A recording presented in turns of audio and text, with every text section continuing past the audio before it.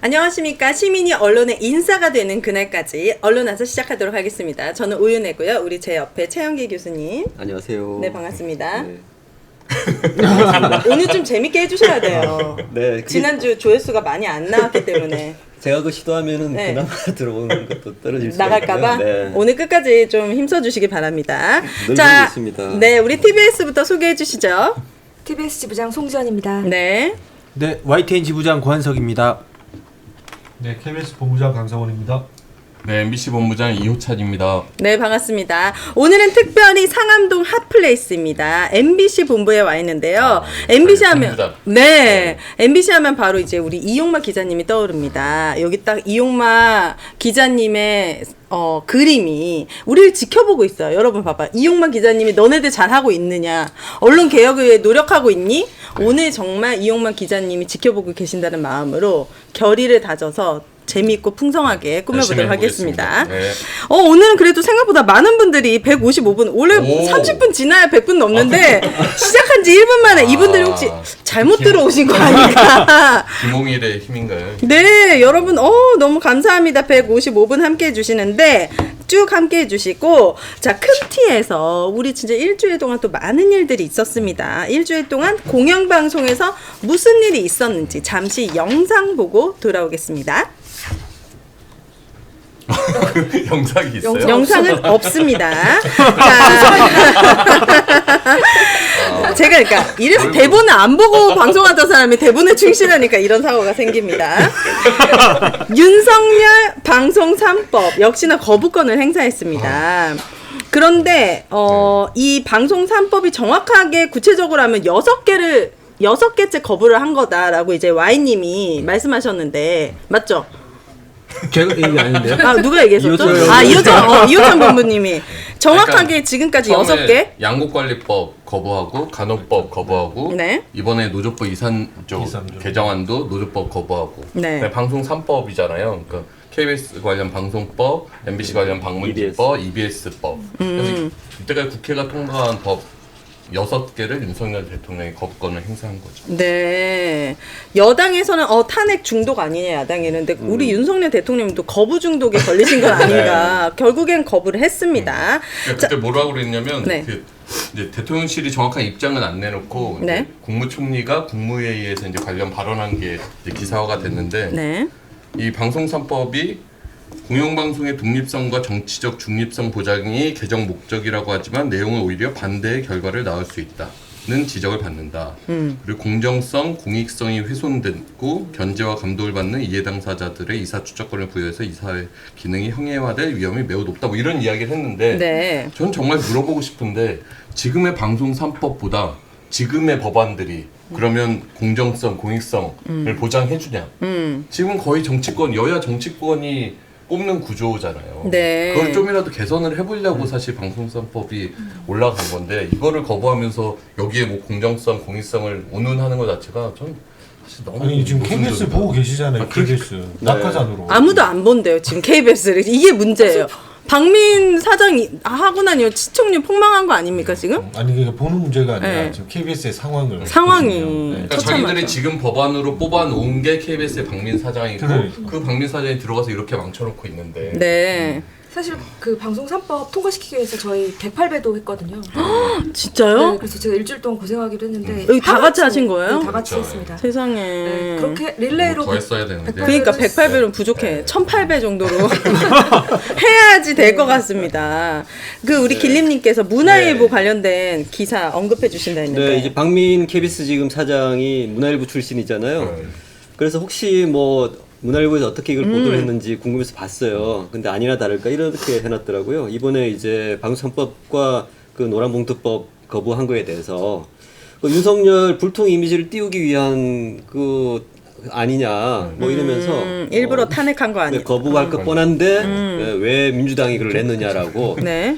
굉장히 신박한 어떠한 논리를 그게 뭐 기사인가 뭔가 문화일보. 기사인가 그래서 이제 용사는 아까 말씀하셨듯이 이제 말이 안 되는 논리로 이제 거부권을 한다고 했고 문화일보 언론은 민주당 너네가 잘못했다 이런 식으로 또 하니까 아니, 이게 그러니까 지금 국회를 생각하는 통과한 걸 대통령이 거부하는 게 문제지 대통령이 거부할 거 알면서 왜 국회가 통과시켰냐 이거 아니에요. 그러니까요. 이게 또 그리고 아까 그거는 이야기했듯이 우리가 잘 알다시피 누차 강조하지만 이게 입법 청원을 통해서 발의된 법안이에요. 이게 맞아요. 이게 5만 어떤 명, 국회의원들이 5만 명. 뭐 그렇게 한 게 아니라 5만의 입법 청원 통해서 딱 1년 만에 아유. 국회까지 이제 본회의까지 이렇게 왔던 건데 그렇게 힘들게 갔는데. 그냥 당연히 대통령이 거부할 거니까 무슨 불통 이미지 씌운다. 말이 안 이게 돼. 전형적으로 모든 이슈를 이제 정파적으로 다루는 방식이에요. 이게 사실은 방송인들, 언론인들 그리고 이제 노동자들이 같이 매년 동안 고생해서 만든 법이잖아요. 그렇죠. 근데 이제 이걸 민주당 법안이라고 해버리는 거죠. 이게 전형적으로 갈라치기를 하는 방식으로. 그리고 그게 그 국무회에서도 그렇게 얘기를 했다는 거거든요. 특정 단체가 공영방송을 장악할 우려가 커서 그러니까 거부를 이제 할 때 그러니까 그 특정 단체가 누구를 말하는 법조인 클럽. 특정 단체가 장악할 우려가 있기 때문에 공영방송을 네. 자기들이 장악하겠다 이거죠. 그 본인은 장악해도 되고 특정 단체는 장악하면 안 되는 겁니까 그런 언론은? 거죠. 네. 예전에 그런 걸 되게 돌려서 이야기하거나 말을 하지 않았는데 요즘은 부끄러웠으니까. 네, 요즘은 이렇게 사실은 누가 보더라도 노골적으로 이야기하는. 그거는 부끄러움을 모르는 거예요? 아니면은 그것과 상관없이 그런 것들이 그냥 통한다고 생각하는 거예요? 이게 사실 권력을 갖고 있는 곳에서 특징 중에 하나가 뭐냐면 어떠한 잘못을 할 때 심리적 장애가 없다는 부분이 있어요. 아 양심의 가책이 안 느껴지는 예, 거예요? 그리고 우리가 심리적 이제 권력을 추구하는 욕망에 대한 심리적 장애가 없다 이런 표현을 쓰는데 그게 사실은 우리가 보통 표현하듯이 무도하다라는 표현을 쓰는 거죠. 근데 이게 사실은 권력을 쥐고 있는 사람들의 공통적인 특징 중에 하나인데 윤석열 정권은 이게 심리적 장애가 제로에 가깝다는 생각이 좀 들어요. 이게 이제 전형적인 어떤 심리 병리학적인 문제가 또 나중에 나오는데 심리적 무도한 거죠. 아 심리적 장애가 없다고 하니까 갑자기 이해됐어요. 전두환도 90살 넘게 천수를 누렸잖아요. 근데 막 정의에 맞서서 싸우신 분들은 금방 돌아가시고 이런 것들이 아 그러면 또 우리 윤석열 대통령님도 천수를 누리실 가능성이 있는 겁니까? 이 심리적 장애가. 웃으며 살 이야기는 아니에요. 네. 자 TBS에서는 지금 아니 저 하나 오해하실까봐 좀 덧붙이고 MBC 요? 싶은데 네. 그러니까 이 방송산법이라는 게 그 내부의 내용을 보면 주요 내용 중 하나가 방송사 사장을 뽑기 위해서 국민들 100여 명 국민들의 추천위원회를 만들어서 여론조사 표본대로 국민들이 복수의 추천을 하면 이사들이 뽑는 거예요. 네. 그러니까 특정 단체가 장악한다는 거는 그냥 국민들 그 표본 여론조사 표본대로 뽑는 그 국민들을 누가 장악한다는 거예요. 그러니까 이게 기본적으로 말이 안 되는 건데 자꾸 프레임을 그렇게 거짓으로 그 씌우고 이제 있다. 주로 그 단체들이라 함이 와요 권위 있는 뭐 우리 학계를 대표하는 단체들 그리고 이제 직능 단체들 한국 기자협회 같은 단체들이 네. 사실 그 기자사회 언론사에서는 가장 어떻게 보면은 권위 있는 종사자들의 단체잖아요. 네. 거기는 사실 또 뭐 보수 언론지들도 다 들어와 있어요. 근데 뭐 지금 뭐 예를 들면 근데 뭐 노동조합이라든지 이런 것들은 철저하게 또 다 배제돼 있단 말이죠 이 법안에서. 그래서 이런 것들 내용을 들여다보면 이건 충분히 그 시민들의 힘도 충분히 반영될 수 있는 구조를 가지고 있고 네. 저는 이게 윤석열 정권이 거부권을 행사해서 이렇게 폐기는 됐지만 내년 총선 이후에 네. 다시 국회에서도 이걸 발판을 해서 계속 이게 재논의가 이루어져 가야 되는 부분이라고 생각해요. 그럼요. 사회적 논의가 진행될수록 사실은 그들이 갖고 있는 논리가 얼마나 빈약한지가 드러나거든요. 그리고 사실은 팩트가 드러날수록 이것이 필요하다는 걸 국민들이 더 알게 될 거예요. 사실 그렇기 때문에 이건 그들 공개적으로 논의를 하지 않는 것도 있고. 네. 수케이 정님께서 심리적 장애가 제로 언어 선택이 너무 고급지다. 아유, 잘하셨습니다. 어느 분이- 여기 좀 봐봐요. 저도 심리적 장애가 제로 이렇게 좀 고급지게 표현해 주시니까 양심의 가책을 못 느낀다. 뭐 양심의 털이 났다. 뭐 이런 느낌이 아니잖아요. 아무튼 칭찬 드립니다. 앞으로도 활약해 주시고. 자, TBS D-25 오세훈에게 견제구 날린 국힘 시위에 이건 뭡니까? 네, 지금 사실 TBS 상황이 늘 제자리잖아요. 네, 민영화를 선언했음에도 불구하고 시의회는 아직도 6개월 연장안을 받지 않고 있는 상황이고요. 네. 그래서 저희 조합 사무실에 사람들이 매일 찾아와서 물어봐요. 그럼 저희 1월 1일은 어떻게 되는 거예요? 방송을 하는 건가요? 아유. 아나운서님이 찾아와가지고 얘기하고 어. 그런 상황이고 네. 지금 되게 재밌는 상황이 뭐냐면 서울시 의회 의원들이 오세훈 서울시장을 굉장히 견제합니다. 이번에 이제 예결위에서 예산을 주력 예산 서울시가 좀 추진하려고 하는 주력 예산들을 거의 다 통과시키지 않았어요. 의회 의원들이? 네, 그러니까 많이. 의회 의원과 오세훈 시장 사이에 지금 네, 문제가 생긴 거죠? 그렇죠. 어. 제가 생각할 때 저 개인적인 생각입니다만 아무래도 다음 차기 대권 주자를 뭐로 부상하는 게 이제 견제하는. 한동훈, 뭐 그다음에 오세훈 서울시장일 거잖아요. 그러다 보니까 왠지 싹을 지금부터 제거하고 있지 않나? 네, 그런 근데 생각이 오세훈 드는 시장도 거예요. 뭔가 적극적으로 TBS에 대해서 안을 안 내놓는 거 아니에요? 네, 내놓지 시의회 않- 눈치만 보면서. 네, 내놓긴 하지만 네. 족족 지금까지 다 거부당한 상황이고 그러다 보니까 좀 민망해진 상황. 네. 그래서 저는 이거 보면서도 좀 되게 희한한 광경이다라는 생각이 들고. 오세훈 시장은 지금 재원을 일시적으로 좀 지급하자 네. 안을 제안했는데 아. 의회에서 국민의힘당 의회에서 안 된다 이렇게 이야기를 하고 있는 좀 거죠. 더 적극적으로 그래요. 설득을 하고 뭐 이런 게 좀 있어야 될 것 같은데. 네, 카리스마를 보여줘야 되는 거 아닙니까? 네, 오세훈 그럴 때라고 서울시장이? 생각을 합니다. 네. 그렇지 않으면 이제 그 책임은 아마도 이제 오세훈 서울시장이 지게 될 거고 최초로 이제 공영방송이 문을 닫는 상황이 지금 멀지 않았거든요. 25일 남았습니다. 저희도 어떤 상황이 벌어질지 굉장히 전혀 모르겠어요. 국민들은 오세훈 서울시장과 서울시 의회가 분리되어 있다고 생각하지 않아요. 그럼요. 오세훈 네. 시장의 결정이라고 생각하거든요. 네. 이거는 책임지고 어떤 결정을 내렸으면 좋겠습니다. 자, YTN. 네. 많은 분들이 저한테 신장식 변호사님도 왜 유진그룹이 YTN 민영화 보류가 됐느냐. 이동관이 마지막 미션처럼 해놓고 갈 줄 알았는데 이 혹시 알고 계십니까? 근데 이유를? 이제 대형 이슈들이 워낙에 짧은 기간 안에 터지다 보니까 네. 벌써 옛날 사실은 지난주 수요일 날 방송에서 유진그룹이 보류됐다. 메가 YTN 인수가 네. 보류됐다는 소식을 전해드렸는데 오늘 또 얘기를 하게 됐네요. 네.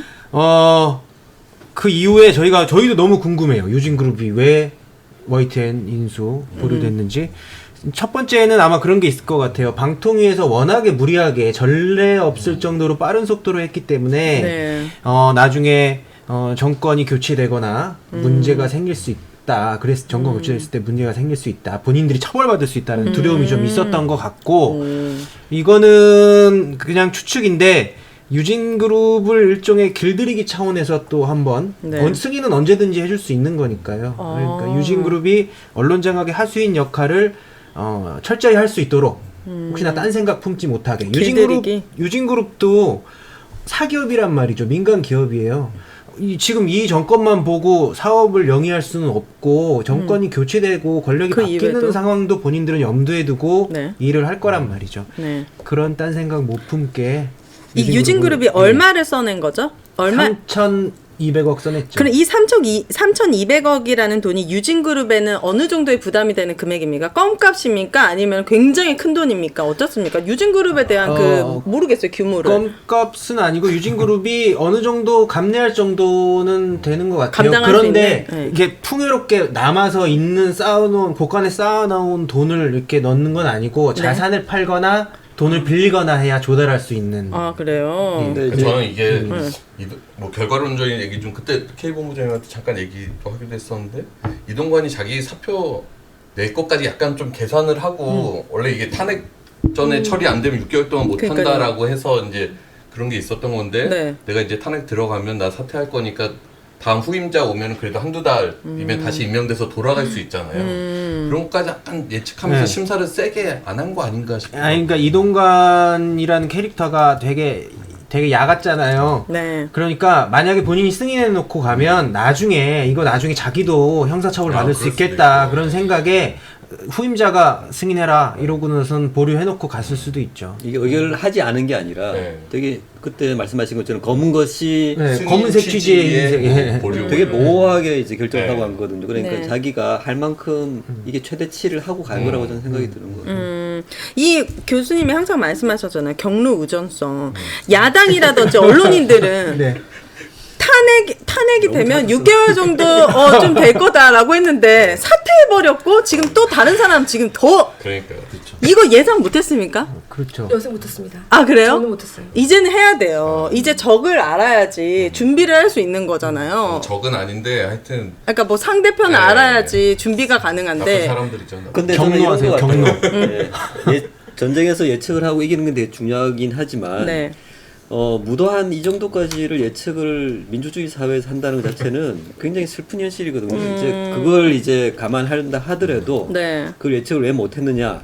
사실은 예측을 못한 게 아니라 설마 그렇게 하겠느냐라는 거죠. 근데 우리가 그에 대한 대안까지 만들어야 되나? 사실 요즘 언론들 논조가 그런 게 많잖아요. 근데 논조가 잘못된 거죠. 그런 걸 하면 안 된다고 이야기를 하는 게 언론의 바른 논조인데 이미 우리도 이제 그런 거에 대해서 벌써 익숙해져 버린 거예요. 네. 이거는 되게 사회가 타락했다는 표현이 이럴 때 우리가 할 수 있는 거거든요. 네. 너무 말이 안 되는 일이 계속되니까 이게 나중에는 말이 되는 건가라고 제가 헷갈릴 정도거든요. 우리가 지금 뒤통수 맞았다 이런 프레임, 네. 뭔가 당했다 뭐 이런 식으로. 그렇죠. 네. 정신줄을 저희가 놓치면 안 되는 게 그 네. 자체가 굉장히 잘못된 어프로치다라는 걸 강조를 해야 돼요. 이게 언론이 해야 되느냐. 근데 저는 걱정되는 게 앞으로 다른 정권에서도 이런 게 좀 아무렇지 않게 자행될 수 있지 않을까? 이런 선례를 남길까 봐 되게 걱정되더라고요. 이 탄핵 전에 이동관이 사퇴했다는 기사를 봤을 때 저는 이걸 기뻐해야 되나 슬퍼야 되나 갑자기 제가 언론화를 진행하면서도 한 번도 우리가 얘기를 나눠본 적이 없으니까 어떻게 이게 무슨 일인지를 모르겠더라고요. 맞아요. 그런데 괜히 사퇴를 했을까 약간 의문점은 들어요. 이 사람이 자기는 잘못한 게 없으니까 사퇴할 이유가 없다라고 분명히 얘기했는데 막판에 이렇게 한 거는 찜찜했거든요. 아니나 다를까 플랜 B가 있었습니다. 플랜 B에 대해서는 잠시 후에 얘기해보고 자 KBS 박민 사장의 만행이 지금 어떤 식으로 또 계속되고 있는지 궁금합니다. 저희가 뭐 이거 셀 수가 없어가지고 어. 계속 이제 법률 대응의 목록이 이렇게 켜켜이 쌓여가고 있습니다. 지금 제 책상에 이렇게 네. 서류 쭉쭉 쌓여가고 있고 내일도 저희가 이제 또 고용노동위원회 앞에 가서 지금 특별 근로감독 빨리 하는 촉구 기자회견도 하고 저 압박을 좀 해야 될 것 같고 네. 그거 왜 안 나오는 거죠? 누구요? 특별 근로감독을? 안 나와요? 그러니까 좀 이런 것들 많이 좀 알리고 싶어요. 특별 근로감독을 지금 신청한 지가 제법 시간이 됐는데 네. 좀 이런 것들 별로 움직임이 없다는 거는 좀 문제가 있는 것 같고요. 네. 또 국민감사 청구 저희가 그 300명 이상을 이제 모집해야 되는데 그거 다 모았습니다. 모아서 금요일에 제가 감사원 앞에 또 기자회견하면서 여러 가지 부당 노동 행위들 지금 공정 방송을 해치는 여러 가지 그 행태들에 대해서 바로잡기 위한 감사를 요청하는 거. 네. 그거 지금 하고 있고요. 또 하나 가장 좀 이슈가 그 임명 동의제라는 게 있습니다. 이게 뭐냐면 간단히 설명드리면 네. 그 KBS 같은 경우는 이제 주요 5개 국장, 보도국장, 뭐 시사국장, 또 시사제작국장, 뭐 라디오 뭐 국장 등등 해서 그 보도나 시사 프로그램의 책임자들에 대해서 구성원들이 신임 투표를 일종의 하는 거예요. 그래서 그게 이제 통과가 됐을 때만 인사권자 임명을 할 수 있는. 근데 지금 이거를 무력화시키려고 하고 있습니다, 회사가. 예, 그래서 지금 현재 저희 단협이 내년 3월까지 유효한 단협이 맺어져 있는데 거기서 이제 원 포인트로 보충 교섭이라는 것들을 해서 이걸 회사는 지금 빼자. 저희는 뭐 대상의 확대라든지 조금의 디테일을 손볼 게 있으면 논의를 하자. 그 취지는 있으나 이걸 완전히 삭제하는 거는 안 된다. 이건 네. 단협에 명시된 거고 그 공정 방송을 위한 최소한의 장치거든요. 그리고 이게 KBS만의 문제가 아니라 저희도 MBC도 그렇죠. 당연히 채택하고 네네네. 계신 제도고 YTN 방송사만의 문제가 아니에요. 언론 전반으로 가면 대부분의 신문사들이 다 지금 도입을 해서 하고 있는 제도란 말이죠. 과반 아니에요? 과반이 신임하면 저희는 과반의 과반으로 되어 예. 있습니다. 예, 그래서 그러니까 그 구성원들한테 어느 정도의 동의를 받아야 이 조직이 제대로 굴러갈 거 아니에요. 그럼 구성원의 절반이 불신임하는 사람이 그대로 하는 게 맞나? 그리고 이게 회사는 그래서 자꾸 인사권의 과도한 침해라고 얘기를 하는데 인사권은 여전히 사장이 갖고 있는 거예요. 그 임명을 하는 건 뭐 노동조합이나 다른 구성원들이 하는 게 아니잖아요. 다만 그 사람에 대한 자질과 이런 것들에 대한 일종의 검증 과정인 건데 네. 그걸 과도한 인사권의 침해라고 하고 그렇게 따지면은 뭐 지금 다 도입하고 있는 언론사들은 뭐 다 그 인사권을 침해하는 겁니까? 그렇지 않다는 거죠. 네. 그래서 방송에- 그것들이 지금 아마 지금 언론계 전반에서도 저희 상황들을 많이 예의주시하고 계실 거예요. 임명동의제 부분은 네. 워낙 핫한 문제여서. 저는 저게 굉장히 중요한 이슈라고 생각들고요. 네. 사실은 시민들이 되게 관심을 가져야 된다고 생각드는 게 이게 언론사 내부의 내적 자율성을 높이는 장치거든요. 이게 무슨 말이냐면은 경영진이 함부로 못하게 하는 안전장치예요. 네. 그러니까 언론사는 공정성과 독립성을 유지할 책무가 있어요. 그거를 위한 이제 내적 자율성을 만들어놓은 제도인데 네. 이거를 지금 이사회를 통해서 무력화시키려고 하고 있는 거죠. 그래서 내적 이거를 좀- 자율성. 네. KBS 좋아. 심리적 장애. 심리적 장애, 내적 KBS 자율성, 구성원들- 치매. 네. 이건 제가 쓰는 말은 아니고요. 아, 그러니까요. 어쨌든요. 당연히 한글이니까 어디선가 나왔겠죠. 네, 네. 네, 제가 오늘 점심을 먹는데 제 동료 중에 KBS 다니는 친구가 있다고 하는데 그 친구가 지금 수신료 분리 징수 징수원? 업무에 배정될까봐 되게 음. 걱정하고 있다는 얘기를 들었거든요. 이게 무슨 얘기예요? 그 실제로 이제 그런 논의들이 지금 그 경영진 쪽에서는 지금 얘기가 되고 있고요. 저희도 네. 거기 관련해서 이제 내부적으로는 성명을 쓰고 이렇게 대응을 마이크 했는데 가까이. 네. 예. 네. 차기 징수 왕이십니다. 네, 지금 혹자들은 이제 KBS 1호 아무래도 이제 제가 그 수신료 업무 징수원. 가장 저는 이제 본업은 이제 기자입니다. 네, 기자고 진짜요? 연기가 다 하면 아 진짜요? 여러분 기자입니다, 여러분. 네. 이제 얼마 기자님이십니다. 안 남았잖아요. 그럼 그렇죠. 가는 거예요? 예. 수신료 분리징수? 징수원으로. 뭐 이제 업무로? 갈 가능성이 가장 1호가 될 1호 가능성이 징수원이요? 크지 않나. 예. 저희도 배치가 되는 아니 근데 이게 뭐 KBS 직원이고 하면 그런 업무를 맡는 게 뭐 잘못된 건 아니에요. 그게 네. 무슨 또 그 회사 상황에 따라서 할 수도 있고 잘못된 한데 담담하게 받아들이는 것 같잖아요. 근데 문제는 이제 왜 내부 구성원들이 이런 문제 제기를 하냐면 좀 테크니컬하게 들어가면 노사 관계에서 이런 것들은 그 노사의 어떤 합의에 의해서 이렇게 움직여야 되는 것들. 왜냐하면 그 종사자의 구성원들의 그 저기 근무 환경이라든지 이런 것들하고 다 연결되는 부분들이잖아요. 그래서 이게 일방적으로 회사가 할 수 있는 부분은 아니다. 네. 그리고 또 하나는 또 하나는 그 제가 참 어색하네요 이게. 시청자분이 제가- 얼굴 보고 싶습니다. 아, 네. 그래서 그리고 예. 어디까지 얘기 들었죠? 노사관 노사관의 그 협의하는 테크닉한 걸 해야 부분들도 있고 또 하나 이제 많이 두려워하시는 게 이게 자칫 제가 퇴출 구조가 돼버릴 수 있는 거예요. 이게 자기 본업이 아닌 업무를 맡게 되면 재교육이라든지 그게 이런 목적이고. 것들도 없이 그러면 저평가적으로 분류될 가능성이 매우 높아질 수밖에 없죠. 그럼 하위 뭐 저성과적으로 분류됐을 때 자동적으로 그냥 회사를 퇴출시켜 버리는 충분히 회사가 악용할 수 있다는 거죠 이걸 가지고. 그렇군요. 그러니까 성과를 낼 수 없는 곳으로 인사 발령을 낸 다음에 거기에 저성과 자료 낙인 찍어서 네. 구조조정하는 이게 이제 무서운 거잖아요. 네. 행정 업무를 하시는 분들만 해당되는 거야 아니면 모든 직군이 다? 그러니까 이제 그런 것들을 회사가 일방적으로 결정할 수 없다는 거죠. 그러니까 그런 어떤 기준이 지금 있는 건 아니에요. 네.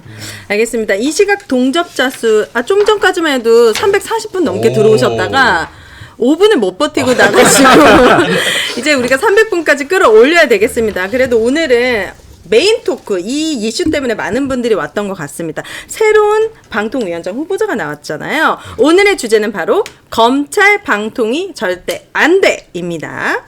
우선 언론 장악 기술자라고 했었던 이동관이 탄핵 전 사퇴를 했습니다. 그리고 이 자리에 검찰 출신이 왔습니다. 이 상황이 앞으로 우리가 예측해볼 수 어떤 방향으로 흘러갈지 예측해보는 자리가 되었으면 좋겠는데요. Y님께서 좀 간추려가지고 이 상황에 대해서 설명 좀 일단은 해주시죠. 그래서 김홍일 국민권익위원장이 방통위원장으로 내정이 됐죠. 네, 김홍일. 네, 보면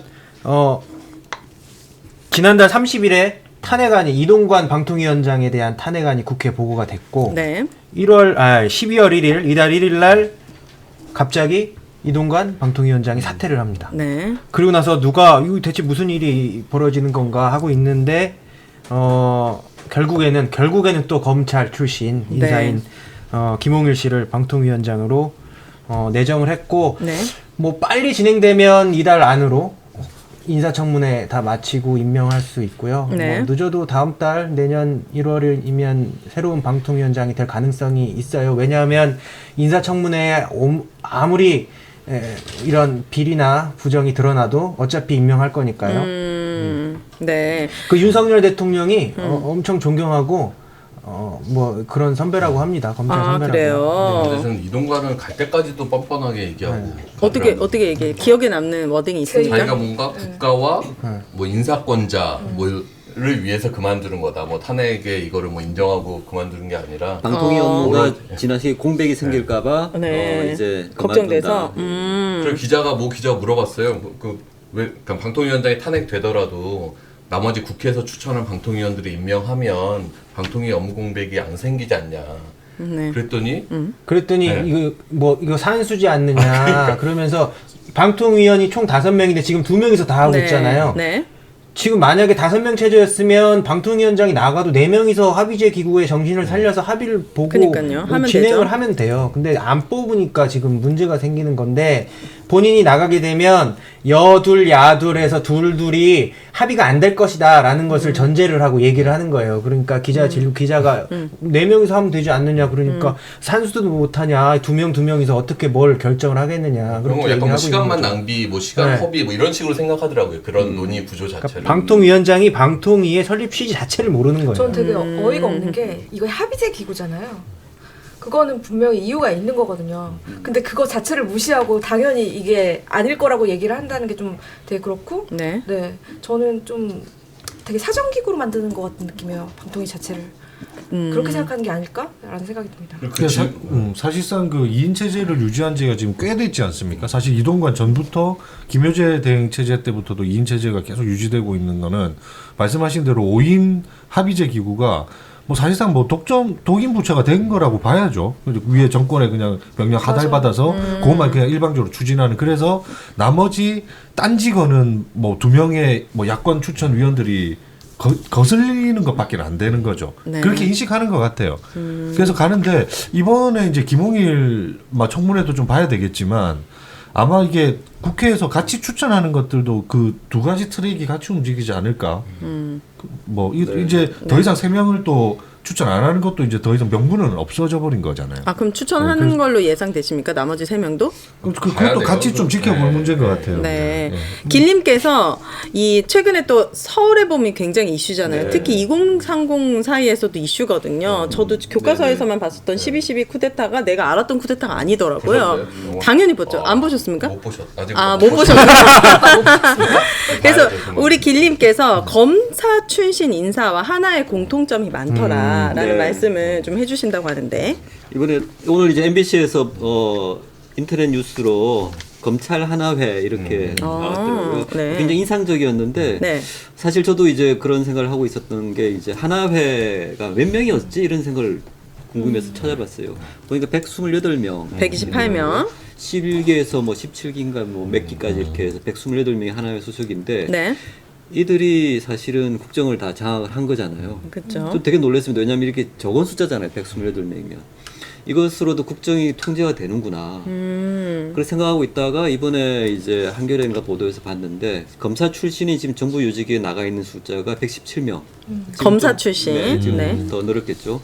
수치가 되게 엇비슷해요. 120명대, 130명대 이 정도 되는데 이 정도로도 이제 국가가 통치가 될 수 있나라고 생각이 드는데 네. 가능하다고 생각이 들어요. 왜냐하면은 우리나라는 사실 인맥으로 작동을 하잖아요. 그들 중심으로 이제 권력들이 집중이 되겠다. 근데 이제 하나회와 다른 점이 하나 있더라고요. 하나회는 사실은 이 전문직 이렇게 정무직에는 많이 가진 않았더라고요. 근데 지금 검찰 출신들은 전문직 정무직에 굉장히 많이 들어가는데 방통위도 이번에 사실 그쵸. 전문직 정무직이잖아요. 방송 경험이 아예 없는 이쪽 일도 언론 그렇죠. 네. 경험이 없는 분이 오셨습니다. 이따 그러면 이제 기자분들 만나서 이제 했던 거 이제 그게 다일 텐데 네. 이게 그것도 경험이라고 주장하는 저는 그 경험이 중요하다 생각되는 게 네. 언론 통제를 위한 어떠한 메커니즘을 어느 정도 알고 있지 않을까 그런 생각이 드는데 이분에게 과연 합의라는 게 네, 뭐 이거는 장애 요소인 거죠. 그래서 이제 그런 것들은 염두에 두지 않을 것이고 네. 그래서 지금 앞으로 더 엄중한 어떠한 긴박한 일들이 더 많아지지 않을까 생각이 네. 들어요. 또 하나회랑 지금 검찰이 특수부 중심의 어떤 카르텔이잖아요. 네. 또 이 하나회랑 비슷한 게 뭐냐면은 하나회가 이렇게 득세할 수 있었던 거는 북한이라는 적대적인 세력이 있고 우리 나라를 지킬 것은 본인들뿐이 없다라고 주장을 하면서 어떤 명분을 가져갔다고요. 전방은 맨 먼저 비우던데 영화 보니까 진짜. 네. 검찰도 마찬가지예요. 검찰도 우리나라의 부패 세력 범죄와 싸울 수 있는 거는 검찰뿐이 없다. 이렇게 하면서 본인들의 명분을 가져가죠. 그리고 하나에는 일순간에 해체되잖아요. 이제 검찰 이 특수부 카르텔도 언젠가는 분명히 해체될 겁니다. 네. 근데 진짜 교수님이 말씀하신 대로 전문 요직의 검사 출신들이 너무 많다는 게 이거는 직접적으로 피해를 보잖아요, 국민들이. 금융감도 피해를 보죠. 거기도 있고 지금 방통위 붙어 있고 모든 지금 행정 시스템 이런 것들이 자꾸 빈틈이 생기는 것들이 전문직이 아닌 분들이 생겨서 그런 게 아닐까라는 우려가 있습니다. 사실 지금 외교 이번에 뭐 이제 그 엑스포 이 네. 문제도 있고 그다음에 이제 북한과의 이제 안보 문제 그다음에 이제 금융위가 사실 우리나라 경제 그 금리 조정하는 굉장히 중요한 너무 역할을 하고 중요하죠. 있잖아요. 이제 경제 분야도 이제 가 있고. 그니까요. 근데 이 하나하나 분야들이 지금 국민들이 고통받는 분야들이거든요. 그래서 이 방송이라고 하는 부분은 앞으로도 이제 그래서 좀 더 걱정이 되는 게. 네, 생기는 거죠. 얼마나 더 무도해질 수도 있지 않을까라는 우려를 해봅니다. 자, 이동관 방통위가 98일간 저지른 언론 장악의 폭주 일지를 한 번에 정리를 해봤습니다.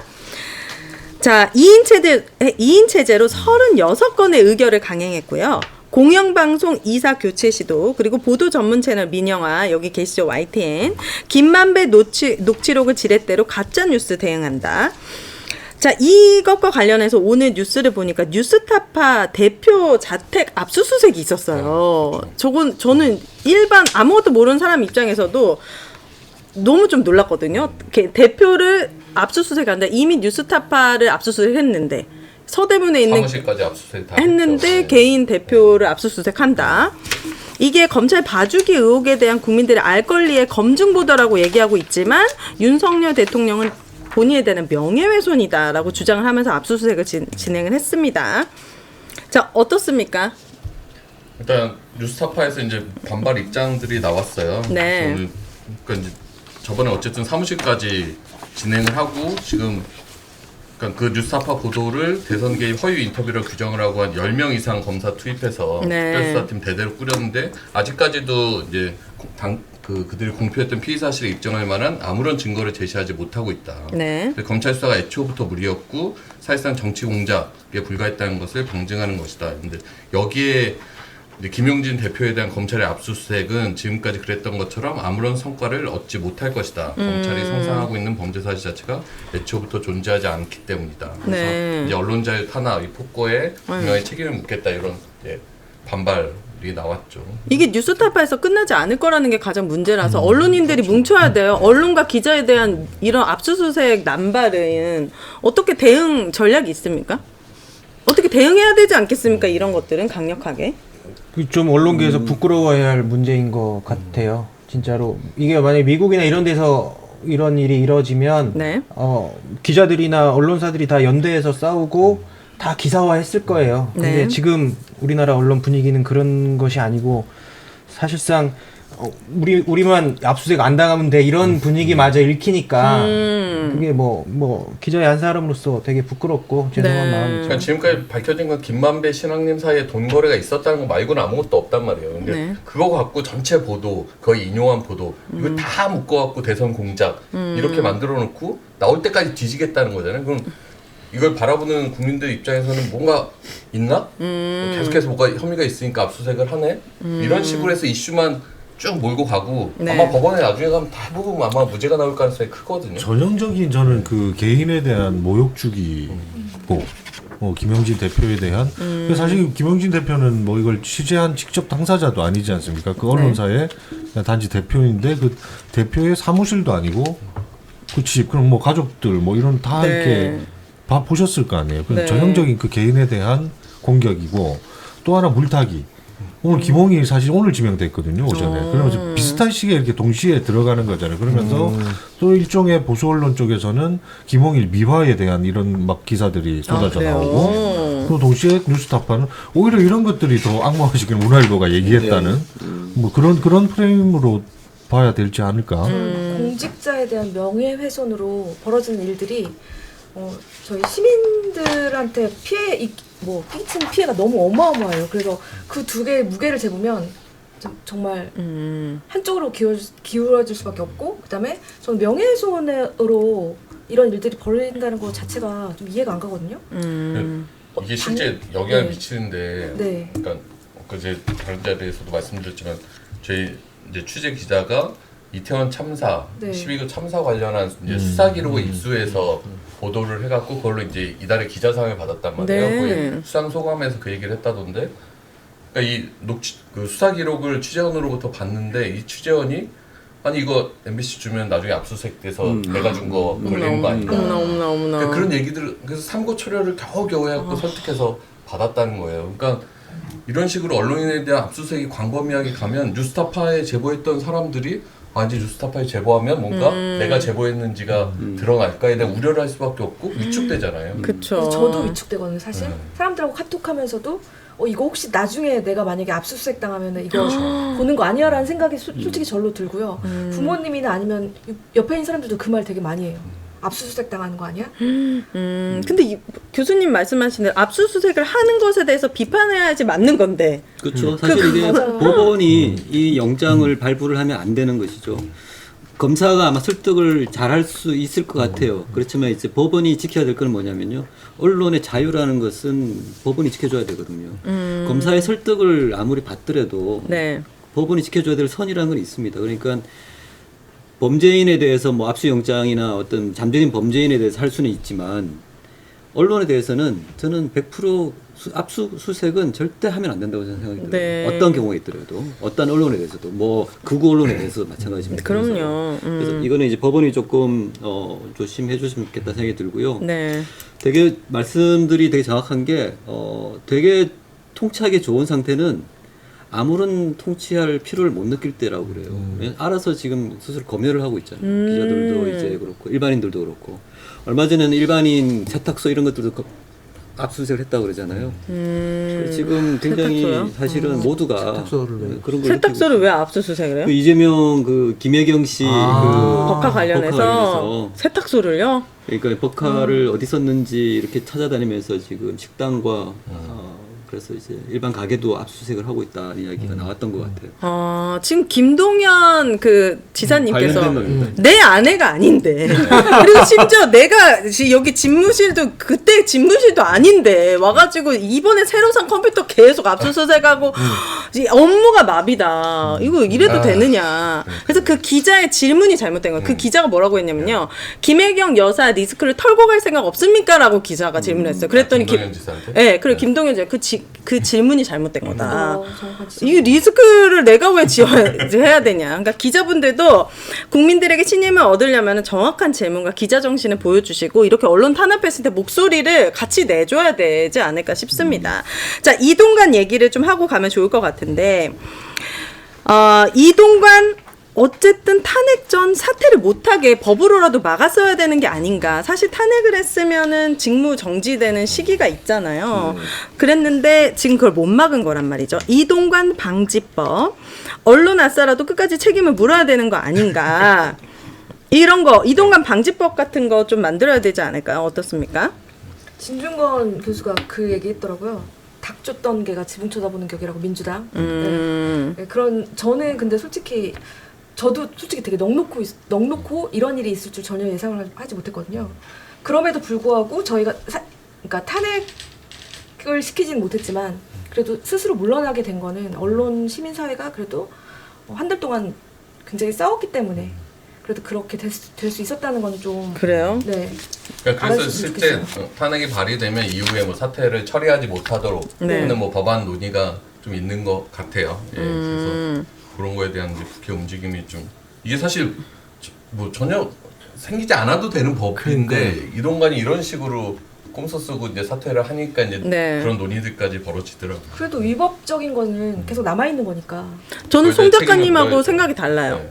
저는 오히려 교수님께서 심리적 장애가 제로이기 때문에 이동관은 어떻게 해서든지 언론 장악을 하기 위한 미션에 빠져 있어서 본인이 여기서 탄핵을 당하면 안 되고 내가 그만두고 그렇죠. 다른 사람이 와야 네. 된다라는 계산 때문에 사퇴한 거지 뭔가 시민단체의 목소리라든지 언론인들의 목소리에 양심의 가책을 느꼈다는 생각이 안 듭니다. 왜냐면 마지막에 갈 때까지도 그건 맞습니다. 뭐 식물 뭐 그걸 만들면 안 된다. 방통위는 계속 일을 해야 된다. 뭐 이런 얘기 했잖아요. 뭐 양심의 가책을 느껴서 그만뒀다는 게 아니라 어쨌든 이동관이 왔을 때 얼마나 자신만만해서 왔어요. 저희가 끊임없이 언론 아사를 통해서 이동관이 뭐가 문제인지를 알려낸 네. 거고 시민사회도 같이 알리고 국민들도 이동관이 나쁜 사람이구나 자격이 없구나라는 인식했던 거고 그게 탄핵 움직임으로 갔으니까 그걸 피하기 위해서 그쵸, 그만뒀다 그쵸. 이런 거죠.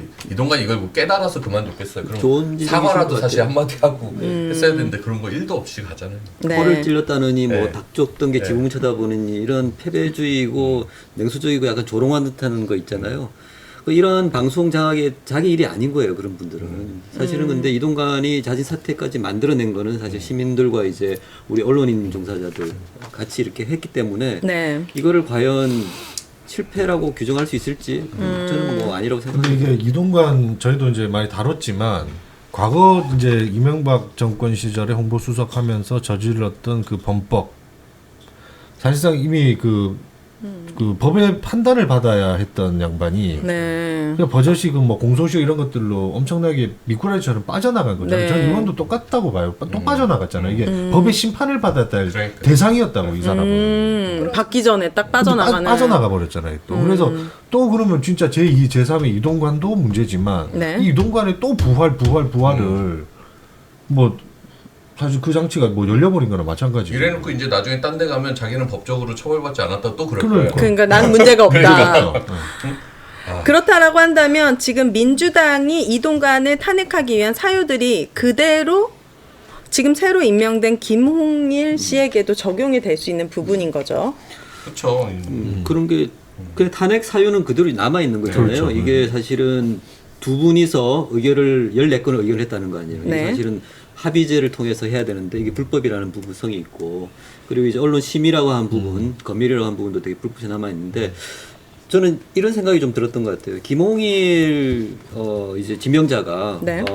이 사실을 일단 인지를 하고 있을 거 아니에요. 이전에 이동관 씨가 했던 이런 탄핵 사유들을 인지하고 있을 겁니다. 근데 이 사실을 인지하고 있는 분이 또 한 분이 계세요. 윤석열 대통령이 인지를 하고 있지 않습니까? 그러니까 탄핵 사유를 인지를 하고 있거든요. 근데 이제 이동관 이 전 장관이 뭐라고 그러냐면은 앞으로 들어올 분이 계속 이어서 할 것이다. 그리고 내가 이제 이것을 하지 않고 잘못해서 나가는 것이 아니라 이 자리에 이걸 하고 있는데 공백이 생길까봐 기차가 계속 간다고 말도 안 돼. 그래서 이제 탄핵 사유를 계속 추진하겠다고 하는 것에 대해서 말을 한 것이고 그리고 이제 윤석열 대통령이 그것을 인지를 했다는 것이죠. 네. 그러니까 불법적인 부분을 이제 인지를 하고 임명을 했다면 김홍일 씨가 이것을 이어서 한다면 저는 탄핵 사유는 그대로 살아있다. 자동 탄핵 사유가 발생한다. 네, 그러니까 뭐 어떤 의결이나 행동을 하지 않더라도 이거에 대해서 하지 않겠다거나 네. 다른 정책을 방향을 틀겠다거나 이런 의지 표면이 없거나 이러면은 네. 저는 자동 탄핵이 가능하지 않나라는 생각을 혼자 생각을 좀 해봤습니다. 네. 어떻게 받아들이시는 이분이 분인데. 의지 표명을 할지 모르겠네요. 자, 그렇다면 김홍일은 누구인지 조금 더 구체적으로 알아보도록 하겠습니다. 사진을 보시면 좋을 것 같은데 현 국민권익위원장을 하고 계신 분이고 전 강력 특수통의 검사 출신이고 전 윤석열 직속 상관님 윤 대통령의 멘토였다고 합니다. 이명박 대통령이 가장 신뢰하는 인물 검사 선배다 뭐 이렇게 얘기하고 그렇군요. 이명박 BBK의 면죄부를 또 줬다는 부분도 있는데 자, K님께서 이 김홍일님에 대해서 조금 더 알고 계신 게 있을까요? 저 뭐 표면적으로는 저 정도로 정리를 하겠지만 네. 오늘 이제 좀 중요하게 볼 부분이 이게 김홍일에 대한 막 위화 기사들이 상당히 많이 나왔어요 실제로도. 근데 저는 아까 그 CG 중에 저희 네. 그래픽 중에 가장 저기 밑에 배치했던 저기 BBK 면죄부 검사로 유명한 분이죠. 이분은 사실상 그 이후에 나중에 이제 특검을 통해서 밝혀졌을 때도 그 당시에 검찰 수사의 문제점 이런 것들이 다 드러났던 거고. 네. 자, 그럼 그 MB에게 사실상의 면죄부를 줬던 검사. 근데 이 양반을 누가 가장 존경하냐 지금 대한민국에서 그분이 가장 존경하고 계셔. 이게 BBK가 저는 이 그때 면죄부를 줘서 어떻게 보면 지금의 상황이 역사가. 연출돼 그렇죠. 네. 그것도 있을 수 있어요. BBK가 뭐냐면 투자 자문사거든요. 네. BBK란 투자 자문사가 코스닥 상장사인 옵셔널 벤처스 뭐 이런 그런 회사를 말 통해서 네. 주가 조작을 합니다. 그래서 개인 투자자들이 엄청난 피해를 봐요. 네. 근데 BBK를 누가 만들었냐? 이명박이 만들었어요. 네. 그리고 그 BBK에 자금이 들어가는데 어디 자금이 들어갔냐? 다스 자금이 들어갔습니다. 다스는 누구 겁니까? 많이 들어본 거 같은데. 그래서 다스는 누구 겁니까가 그때 계속 그 회자가 됐던 거예요. 그건 화두가 안 게 됐던 아니다라는 거예요. 식으로 면죄 부준 게 김홍일. 그렇죠. 그때 김홍일 씨가 서울중앙지검 담당 3차장이었는데 2007년도에 그 한나라당이었나요? 박근혜 이명박 경선 과정에서 박근혜 쪽에서 이 BBK 의혹을 제기를 해요. 네. 주가 조작 사건에 이명박이 연루가 됐다. 그래서 수사를 한다고요. 대선 전에. 그래서 대선 전에 이명박을 무죄로 털어줘요. 그래서 대통령이 된 거예요? 그렇죠. 이명박의 탄생이 예. 이런 사람들은 그렇게 한 거를 윤석열 대통령이 서울중앙지검장 시절에 다시 다스는 이명박 거다 해서 이명박을 집어넣은 거잖아요. 근데 또 빼줬네 사면해가지고. 네. 사면해줄 자기네들끼리 뿐만 아니라 왜 넣었다 뺐다 난리. 이명박한테 면죄부를 줬던 사람을 또 임명한 거죠. 이거 너무 이 세계관은 너무 이해하기가 정말 아까 뭐라고 심리적 장애가 제로여야지 이해할 수 있는 거 아닙니까? 아니, 그래서 다른 세계에 살고 계신 분들이라. 아니 저는 이 아까 우리 뭐 하나회 검찰도 비교했지만 검찰 조직이 기본적으로 과거지향적인 조직이잖아요. 이게 무슨 미래지향적인 무슨 아젠다를 막 설정하고 던지고 그쵸. 정책을 펴고 하는 조직이 아니지 않습니까? 잘못된 거, 안 좋은 거 이런 거 들춰내고 파헤치고 뭐 조직의 생태 자체가 그런 거 아닙니까? 네. 근데 그런 양반이 지금 방통위원장은 사실 뭐 들추고 사정기관 아니잖아요. 여기는 규제기관이 아니란 말이죠. 네. 뭔가 정책을 합의제 하고 기구. 예, 이게 합의하고. 그 방송 정책을 이렇게 이끌어 나가고 또 방송도 방송이지만 통신 정책도 얼마나 중요한 또 한 부분입니까? 네. 근데 뭐 이런 양반이 그 지금 방통위원장으로 지명됐다는 것 자체가 네. 매우 사적인 인연. 네. 그거 말고는 설명이 되지 않는 거예요. 그리고 저희 MBC 입장에서는 지금 방문진 이사진 교체 시도가 다 법원에 제동이 걸렸잖아요. 한 3차례나 제동이 걸렸고 그런데도 지금 뭐 항고하고 재항고하고 이래서 지금 계속 진행 중인데 이게 제 법원의 제동을 이제 피해가기 위한 뭔가 또 다른 수를 꾸미기 위해서 김홍일 권익위원장을 보낸 것 아닌가. 어찌 보면 정말 법 전문가, 검찰 전문가로 데리고 와서 방문진 이사진 교체를 좀 다시 시도하려고 하는 거 아닌가. 그리고 네. 특히나 이제 권익위가 얼마 전에 이제 방문진 이사장이랑 이사의 업무 추진비 내역을 조사한 다음에 그것도 뭐 청렴 금지 김영란법의 청탁금지법. 청탁금지법의 위반 의혹의 소지가 있다 이런 식으로 위반 의혹의 모두 아니고 위반 의혹의 소지를 확인했다는 이유로 방통위에 그 조사 결과를 통보했단 말이에요.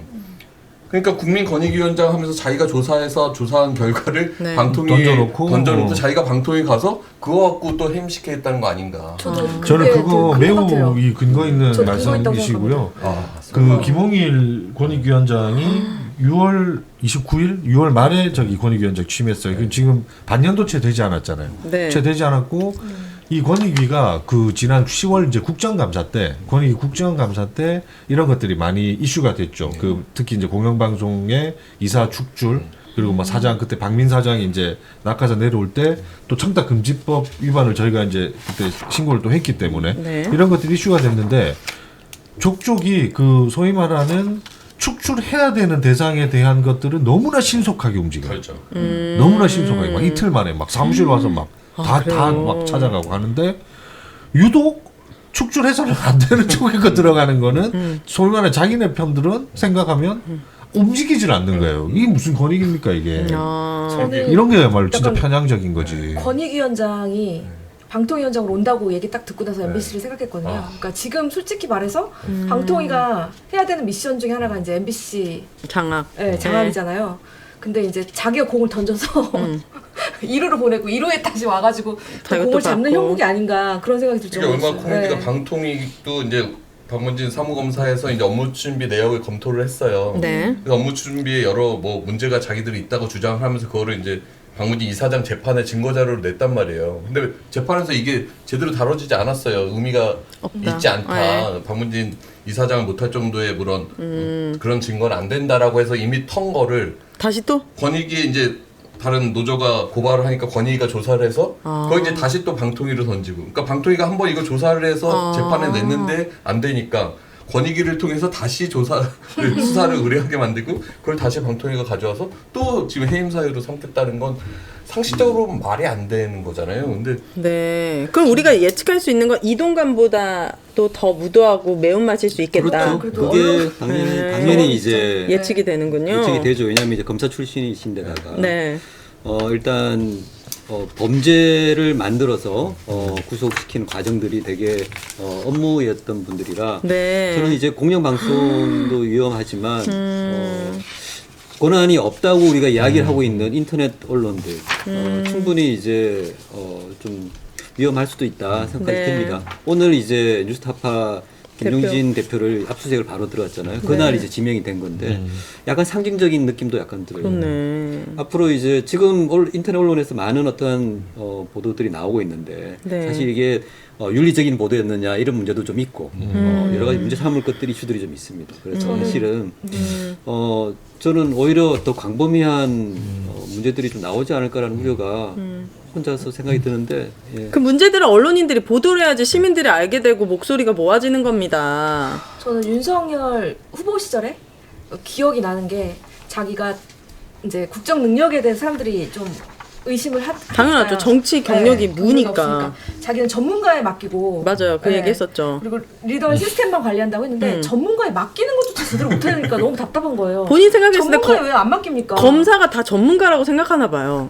수사 그 부분을 수사한다고 해서 전문가는 아닌데. 저는 그 김홍일 발표하면서 김대기 실장이 네. 어렸을 때부터 이 어려운 가정 환경 이런 거 되게 얘기했거든요. 그래요. 그러니까 이동관에 대해서는 사람들이 기본적으로 비호감, 이 방송자, 기술자 이런 전과가 있잖아요. 네. 물론 이 사람도 이제 BBK 이명박에 대해 면죄부를 준 게 있는데 뭔가 이미지를 만들려고 하는 것 같아요. 그래서 뭐 어린 시절 뭐 부모를 여의고 소년 가장으로서 농사일을 하면서 동생을 돌보고 어렵게 뭐 입지전적인 인물이다라는 걸 강조해요. 이거 되게 훌륭한 미담이죠. 네. 근데 이게 방송통신위원장이랑 뭔 상관이냐고. 그러니까. 이렇게 방송통신위원장 하셨던 분이 이렇게 언론 경력이 전무이신 분이 있었습니까 지금까지?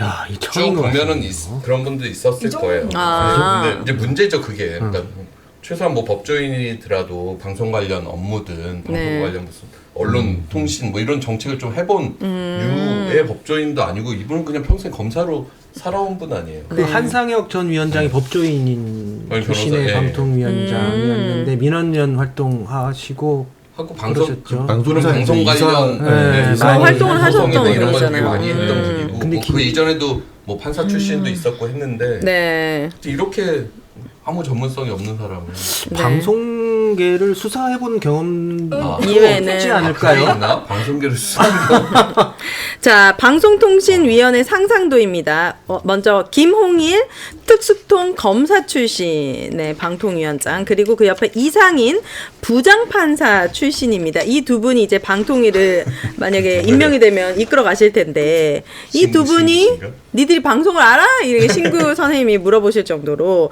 이게 검찰청도 아니고 법원도 아닙니다. 방송통신위원회입니다. 어떻습니까? 앞으로 이렇게 꾸려진다면 정말 아찔한데 방송통신위원회는 우리 시청자분들이 아주 쉽게 알 수 있도록 뭘 하는 곳입니까? 일단 말 그대로 우리나라 방송과 통신에 관해서 가장 최고의 일단 뭐 기구고요. 네. 일단 방송 관련해서는 독립성을 보장을 이제 하고 그 다음에 이제 시청권을 이제 보장하고 이런 것들인데 네. 쉽게 말씀드리면 이런 겁니다. 여러분들이 보시는 모든 방송 프로그램들이 결정이 여기서도 날 수가 있어요. 왜냐하면 이제 언론사를 심사할 때 특정 프로그램에 대한 심사도 들어가거든요. 네. 여러분들이 좋아하는 프로그램이 이제 방송사의 재결을, 네. 재의결, 그러니까 방송을 송출할 수 있는 권한이 여기서 또 결정이 되고요. 여러분이 광고를 어떻게 보는지도 여기서 결정이 돼요. 프로그램 중간에 요즘 광고가 많이 나가잖아요. 이것도 방송에서 그렇게 하라고 의결을 했기 때문에 네, 그렇게 가능한 거거든요. 네. 그렇기 때문에 여러분들이 사실은 보시는 방송의 모든 것들이 여기서 결정이 되는데 그렇게 생각할 수도 있습니다. 나는 TV 안 보는데 인터넷을 보는데 근데 보시면 아시겠지만 여러분들이 보시는 여러 인터넷 어떤 컨텐츠들이 방송에서 넘어온 것들이 대부분이에요 사실은 그런 부분도 연결돼 있고 네. 그래서 뭐 굉장히 중요한 곳이죠. 네, 우리가 보는 방송의 대부분에 관련이 되어 있기 때문에 방통위의 정상화가 무엇보다도 중요해 보입니다. 자, 방송통신위원회 검찰화 주제로 OX 퀴즈 한번 해볼 텐데요. 자, 본인들의 생각을 OX로 답해 주시고 이유도 말씀해 주셔야 됩니다. 첫 번째, 김홍일은 임명될 것이다. 하나, 둘, 셋. 뭐 당연히 그렇죠. 임명이 안 될 이유가 없어 보입니다. 자, 두 번째, 김홍일 뒤에는 여전히 이동관이 있을 것이다. 하나, 둘, 셋. 아니시고. 어렵네. 전에 이게 좋았는데 이게. 이거 좀 난이네요, 그죠? 왜요? 이거 아니, 만약에 그때 변희재 씨가 오늘 방송에 나와가지고 네. 이동건 이미 튀었다고 그러는데 어떻게 쉬었다고? 튀었다고. 아, 튀었다고 도망갔다고. 네, 저도 이동관 씨가 튄 것 같아요. 아. 이건 저는 약간 관여하지 않을 상징적인 것이다. 의미로 받아들였어요. 이동관을 대표하는 어떤 권력의 어떤 팀들이 있을 것이다라는 차원에서 오케이 했고요. 저는 김홍일 뒤에 있는지 모르겠는데 네. 윤석열 대통령 뒤에는 계속 있을 것 같아요. 그러니까 방송장악 관련한 멘토 역할은 네. 이동관 씨가 계속 하지 않을까 이런 좀 생각은 드네요. 오를 드는 이유가 네. 이동관이 못하는 것들 아주 뭐 이런 조언들을 꾸준히 할 것 같아요. 왜냐면 이분이 전문가가 아니기 때문에 네. 분명히 도움을 받을 것 같아요. 제가 갑자기 기억나는 게 미디어 오늘 기자님께서 네. 이동관의 마지막 네. 기자회견 때 네.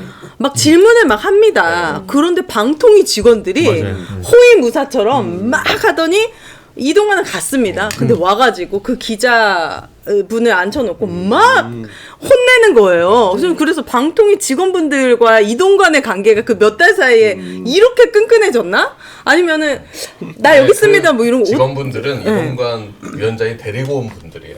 원래 방통위 직원이 아니라 약간 아, 보좌관. 그래요. 그러니까 그분들도 그래서 그 워딩 보면 나도 오늘부터 약간 민간인이다 이런 식으로. 아, 그럼 그분들도 이동관 의원님 나가면 같이 이제 나갔어요? 같이 나가야 될 분들. 아, 같이 나가야 될 분들이에요. 근데 아무리 그래도 그렇죠. 그러니까 결정직들을 데리고 오시네요. 네. 네. 그러니까 아. 너무 권위적이고 기자가 그냥 질문을 하는 거예요. 네. 뭐 예의가 없다는 거. 당황스러워서 뭐 예의는 본인들이 제일 없어 보이던데 그 당황스러웠거든요. 얼굴은 왜 가려주는지 모르겠어요. 그 얼굴 가려서 이제 유튜브로 네. 돌아다니더라고요. 질문을 못하면 나라가 망한다고 누가 그러셨죠. 네. 네, 진짜 기자분들 저는 그래서 미디어 오늘 기자분들도 응원하게 됐습니다. 끝까지 이렇게 질문하는 모습을 보면서 더 응원하게 됩니다. 자, 김홍일의 첫 미션은 YTN 민영화다. 하나, 둘, 셋.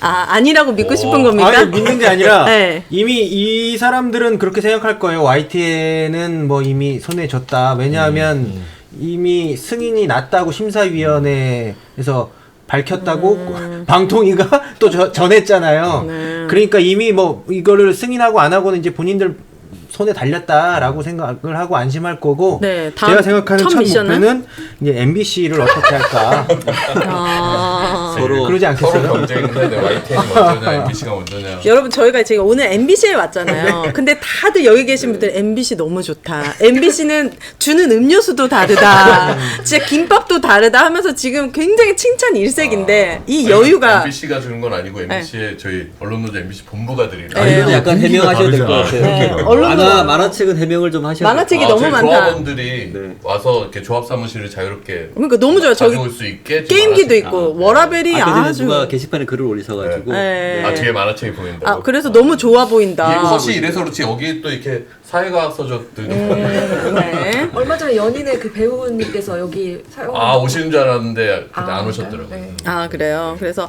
MBC 긴장 딱 하고 있어야겠다. 자, 네 번째, 방통위는 차라리 사라져야 된다. 하나, 둘, 셋. 아, 이럴 거면 차라리 아, 기자님 약간 꼰대 마인드 이런 거는 그래도 있어야 된다 이겁니까? 어떤 이유십니까? 이렇더라도 있긴 있어야 되는 겁니까? 방통위가?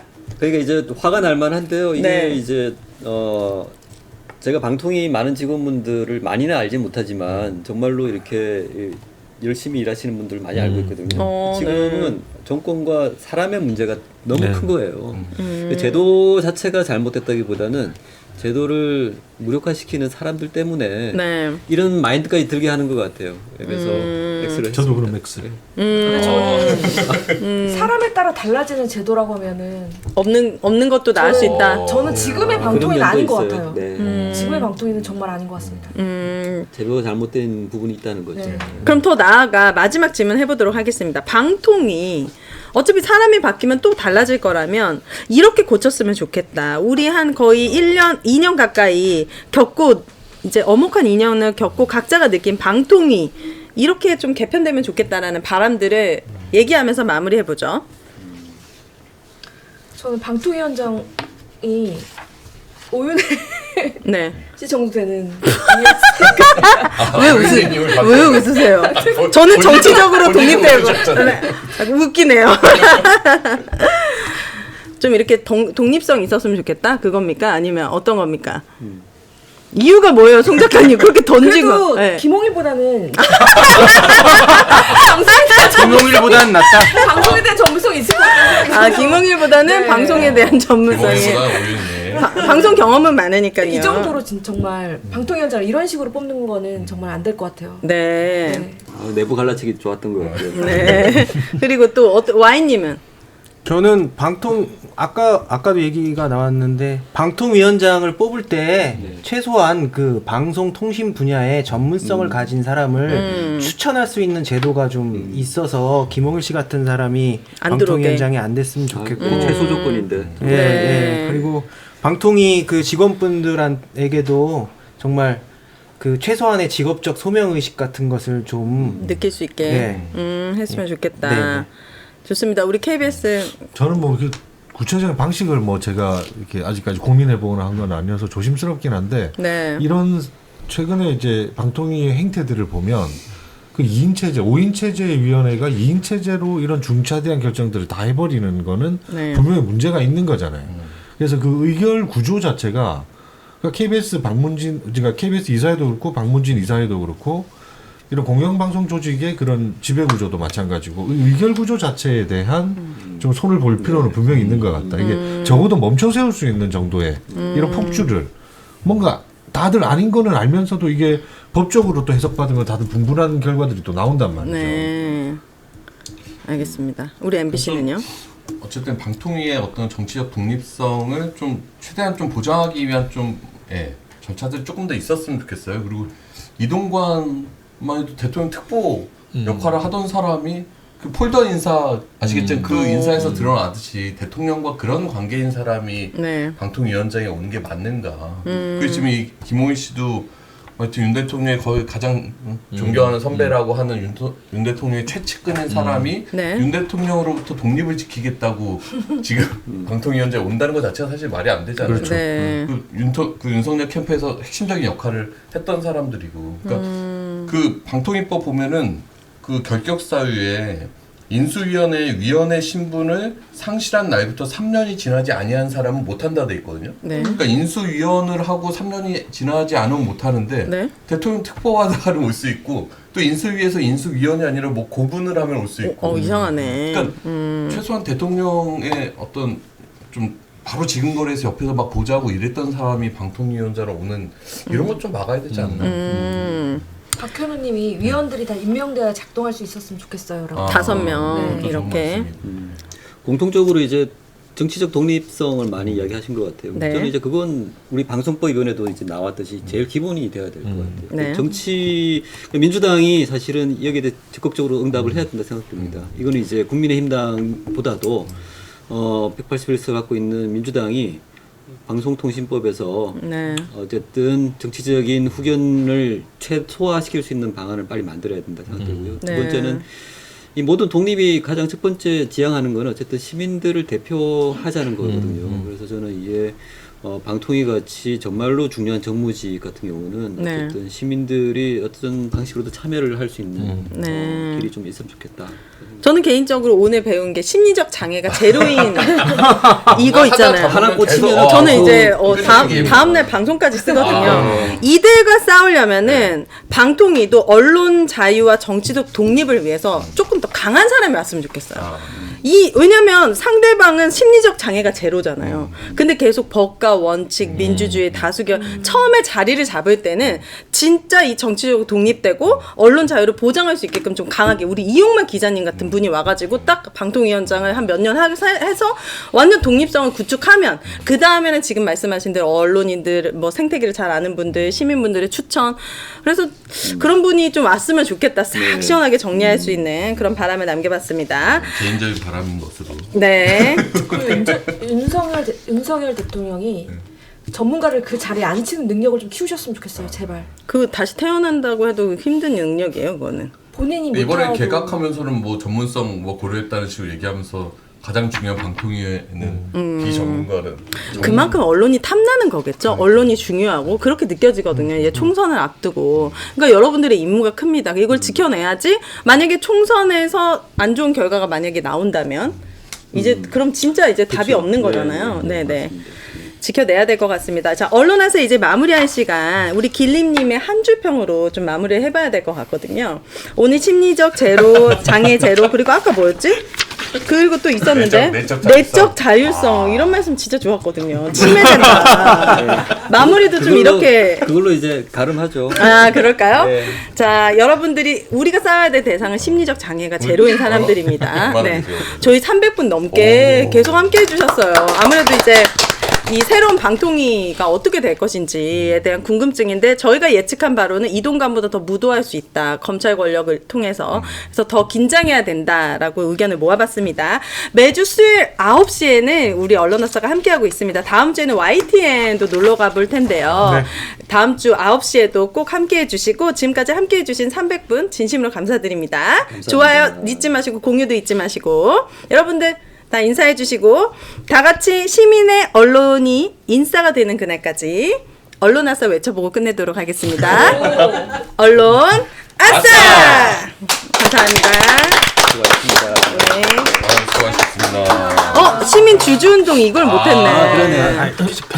YTN 시민 주주운동도 있습니다, 여러분. 아직 안 끝난 거 네, 아니에요? 더보기란에 있습니다. 언론사 뭔가 저거 자막이 나가고 오디오 나가면은 네. 주변인의 이인에게 추천하게 대하던. 네, 이거는 알아서 튀어나와야죠. 아, 본인 그렇죠, 밥그릇은 그렇죠. 사수를 해야 될 거 아니에요. 지금이 저점입니다. 지금 들어가야 됩니다. 네. 화이팅 주식. 시민 주주운동 부탁드립니다. 아유 수고하셨습니다. 네. 아,